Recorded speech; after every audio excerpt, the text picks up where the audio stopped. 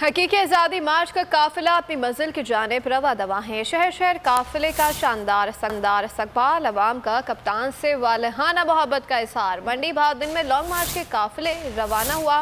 क़यादत शाह महमूद कुरैशी ने की। इमरान खान ने वीडियो लिंक के जरिए शुरका से खिताब किया। आज काफिला सराय आलमगीर पर पड़ाव डालेगा। हकीकी आज़ादी का कारवां अपनी मंजिल की जानिब रवां दवा। शहर शहर काफिले का पुरजोश इस्तकबाल, अवाम के पुरजोश नारे। आज़ादी मार्च मंडी बहाउद्दीन पहुंचा तो इसका शानदार इस्तकबाल किया गया। काफिले की क़यादत शाह महमूद कुरैशी कर रहे हैं। हमने कहा कि जीटी रोड पे तो लगता है मेरा पैगाम और मेरा बयानिया पहुंच गया, तो हमने बैठकर फैसला किया कि जरा जीटी रोड से उतर के देखें कि क्या जीटी रोड से हटकर भी कोई इमरान खान का नाम है।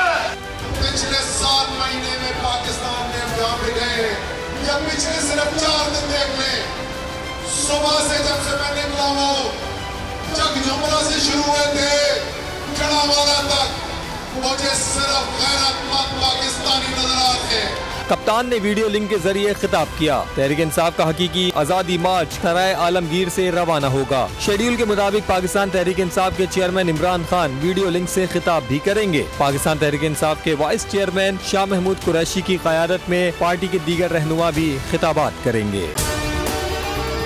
अगर आपको हमारी ये वीडियो पसंद आई है तो लाइक पर क्लिक कीजिए। कप्तान का हकीकी आज़ादी मार्च, बोल न्यूज की खुसूसी कवरेज।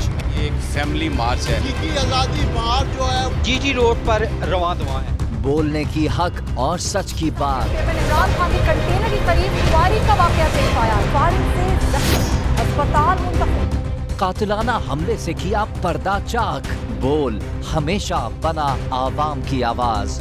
को वेलकम देगा। आज़ादी मार्च के लिए बहुत अच्छी कवरेज की है। ये मार्च की तो जबरदस्त कवरेज। सब्सक्राइब करें और बेल दबाएं ताकि कोई खबर रह न जाए।